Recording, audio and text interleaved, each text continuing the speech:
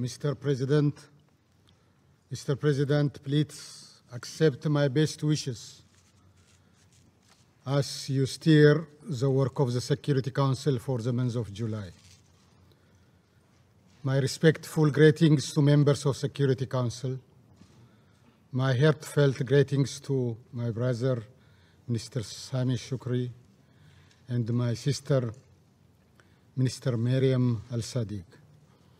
I also recognize and thank His Excellency, Her Excellency Inger Andersen, and the Special Envoy Parafit Jaffrey for their participation. And also I appreciate the representative of the AU Chair addressing this August gathering.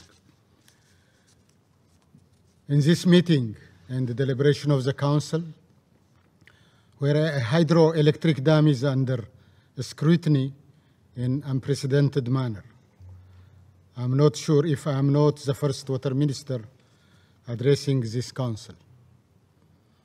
Ethiopia believes it is unfitting use of the time and resources of the UN Security Council to discuss the Grand Ethiopian Renaissance Dam. Having said that, Mr. President, it is an honor for me to speak before this august body, voicing the concerns and just causes of my country, Ethiopia. A year ago, on 29th June 2020, under your presidency, Council members encouraged Ethiopia, Egypt, and Sudan to continue negotiations to resolve the outstanding issues and expressed support for the African Union-led process to facilitate further talks. Ethiopia took part in the negotiation with renewed commitment and good faith to reach a mutually acceptable negotiated outcome under the auspices of the African Union. I would like to pause to give the Republic of South Africa a special recognition and our thanks for effectively facilitating the negotiation under the end of its African Union chairmanship in February 2021. Similarly, Ethiopia commends and stands with the Democratic Republic of Congo, the current chairperson of the African Union, for its relentless effort under trying circumstances, including the repeated disruption of the negotiations.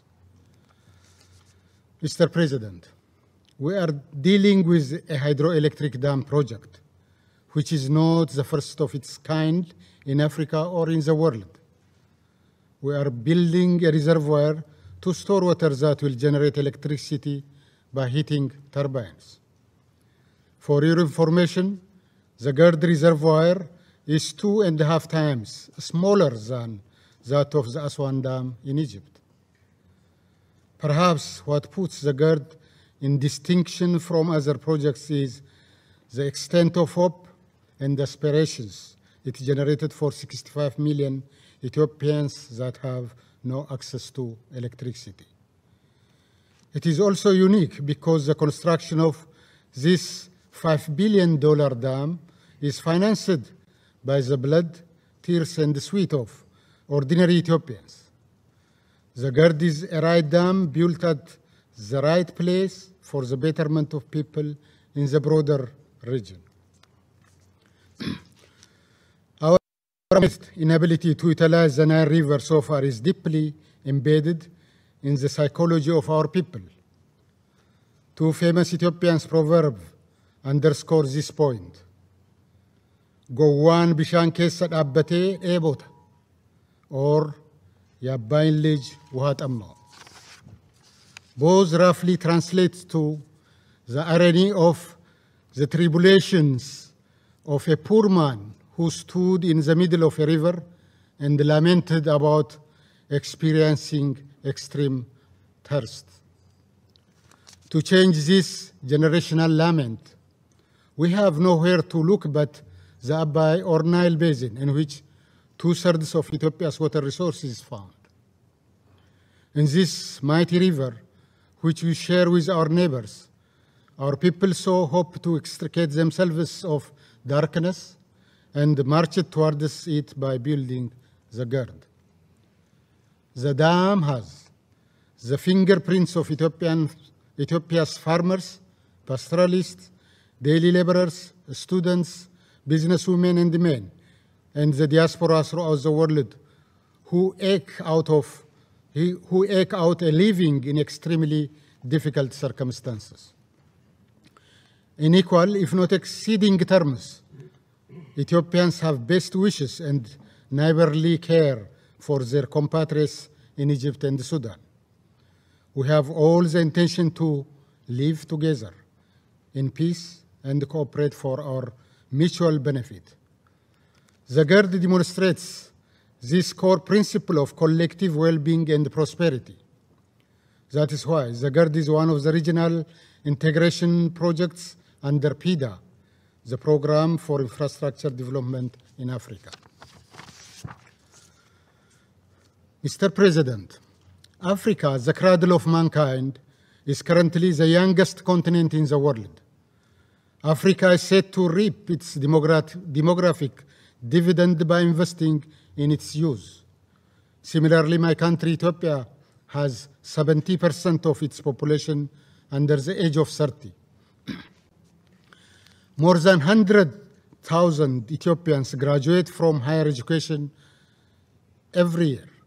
Not only that, about 30 million Ethiopians are in schools at various levels of education. Catering to the needs of this growing population is an imperative and existential matter for my country.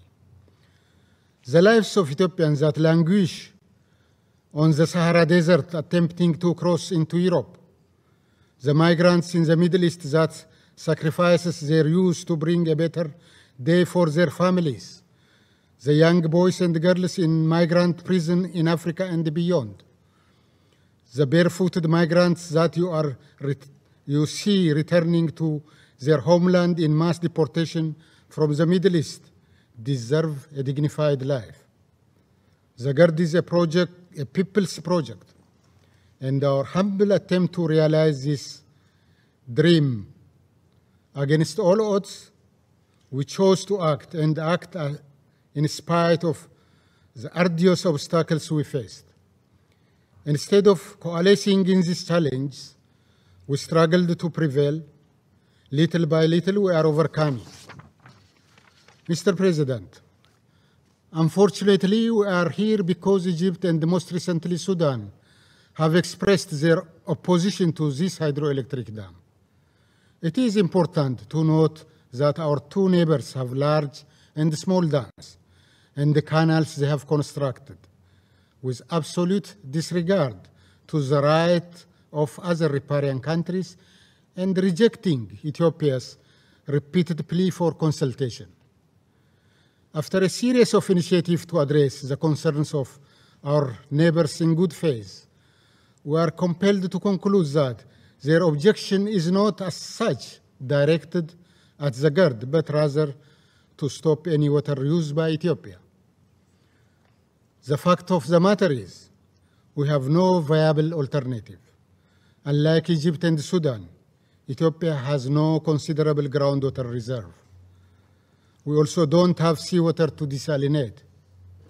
Nearly 70% of my country's water is in the Nile Basin. Even if we want to, even if we try, we cannot avoid utilizing the Nile River. In fact, constructing dams is only part of our focus. Our main objective is maximizing our scarce water resource by rehabilitating nature and preventing further depletion through our Green Legacy Initiative, a prominent initiative of my Prime Minister, Dr. Abiy Ahmed. With an overall goal of planting 20 billion trees in 5 years' time, we planted 10 billion trees in the last 2 years. This initiative, which also consists of a seedling sharing outreach with our neighbors, is part of the Green Belt initiative of the African Union. We call upon Egypt and Sudan to join this afforestation program that improves resilience and increases water availability. Mr. President, Ethiopia believes that an agreement is within reach, given the necessary political will and the commitment to negotiate in good faith. We have already reached an understanding on a considerable number of the issues. The African Union is seized of the matter and is ably facilitating our negotiation. That is why it is regrettable that our sisterly countries opted to bring the matter to the Security Council. I will not drag you to a discussion of issues on my usual disposition to explain technical details on dams and hydrology. However, I want us to truly appreciate the subject matter we are compelled to discuss, and we are speaking of a hydroelectric dam. For the first time since its establishment, this council is being asked to pronounce itself in a water development project. The Security Council is a political and security organ. It is unhelpful and misguided to present an issue that requires a hydrotechnical solution to this global security body. Mr. President, it must also be clear that the underlying problem for the difference between the three countries is the quest to preserve colonial and monopolistic status quo over the Nile. The approach of trying to solve problems using the mindset that creates them is what blocks our consensus on the GERD. The Security Council is faced with the question to determine whether or not Ethiopians have the right to utilize the Nile River. On behalf of all Ethiopians, I implore our friends in this council and in this wider international community to answer this question. Do Ethiopians have the right to drink from the Nile? Mr. President, as a point of information, allow me to share with you the latest status of the African Union-led negotiation. On 24th June 2021, the AU Bureau of Assembly convened a meeting to discuss various issues, including the GERD. The President of the Democratic Republic of Congo, His Excellency Felix Tshisekedi, briefed the Bureau and introduced his plans for the upcoming negotiations. Unfortunately, the Republic of Sudan didn't attend this high-level meeting. With the absence of Sudan in the Bureau meeting, the two countries have blocked the 9 meetings since the June 2020. We should learn by now, Ethiopia doesn't respond well to undue political pressure and interference. Ethiopia will continue to exercise maximum restraint and showcase cooperation because we are forever linked by this majestic river.